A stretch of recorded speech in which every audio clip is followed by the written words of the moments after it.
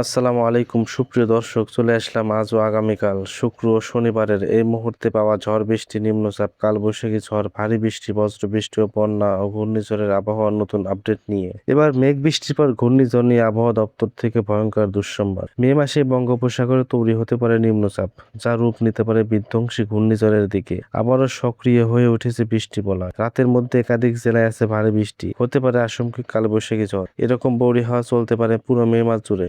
বৃষ্টিতে ডুবে গেছে কৃষকের সোনার ফসল। ইতিমধ্যে আবহাওয়া দপ্তর থেকে জারি করা হয়েছে বিশেষ সতর্কবার্তা। এছাড়া আবার কিছুক্ষণের মধ্যে ঢাকা, খুলনা, বরিশাল, রাজশাহী, ময়মনসিংহ, ভারতের পশ্চিমবঙ্গে একাধিক জেলার দিকে ধেয়ে আছে বিক্ষিপ্ত আকারে ঝড় ও শিলাবৃষ্টি। তো আজ ও আগামীকাল কেমন থাকতে পারে আগামী 24 থেকে 48 ঘন্টার আবহাওয়া, তা জানিয়ে দেবে এই ভিডিওর মাধ্যমে। বৈশাখের শেষের দিকে বৃষ্টিপাতের দাপট অব্যাহত রয়েছে। এতে তীব্র গরমের অনুভূতি কমে জনজীবনে কিছুটা স্বস্তি ফিরেছে। এই অবস্থা আগামী 5 দিনও দেশের বিভিন্ন অঞ্চলে বৃষ্টি অথবা বজ্রসহ বৃষ্টির পূর্বাভাস দিয়েছে আবহাওয়া দপ্তর। বৃহস্পতিবার 7 মে সন্ধ্যায় দেওয়া নিয়মিত আবহাওয়া বুলেটিনে জানানো হয়, শুক্রবার 8 মে সন্ধ্যা 6টা পর্যন্ত রংপুর, রাজশাহী, ঢাকা, ময়মনসিংহ, খুলনা, বরিশাল, চট্টগ্রাম ও সিলেট বিভাগের 2-1 জায়গায় অস্থায়ীভাবে দমকা অথবা ঝোড়ো হাওয়া ও বিদ্যুৎ চমকানো সহ ঝড় অথবা বজ্রসহ বৃষ্টি হতে পারে। এছাড়াও শনিবার 9 মে সন্ধ্যা 6টা পর্যন্ত রংপুর, রাজশাহী, ঢাকা, ময়মনসিংহ, খুলনা, বরিশাল, চট্টগ্রাম ও সিলেট বিভাগের 2-1 জায়গায় অস্থায়ীভাবে দমকা অথবা ঝোড়ো হাওয়া, বিদ্যুৎ চমকানো সহ বৃষ্টি অথবা বজ্রসহ বৃষ্টি হতে পারে। পাশাপাশি রোববার 10 মে একই সময় পর্যন্ত রাজশাহী, ঢাকা, খুলনা বিভাগের কিছু কিছু জায়গা এবং রংপুর, ময়মনসিংহ, বরিশাল ও চট্টগ্রাম জেলার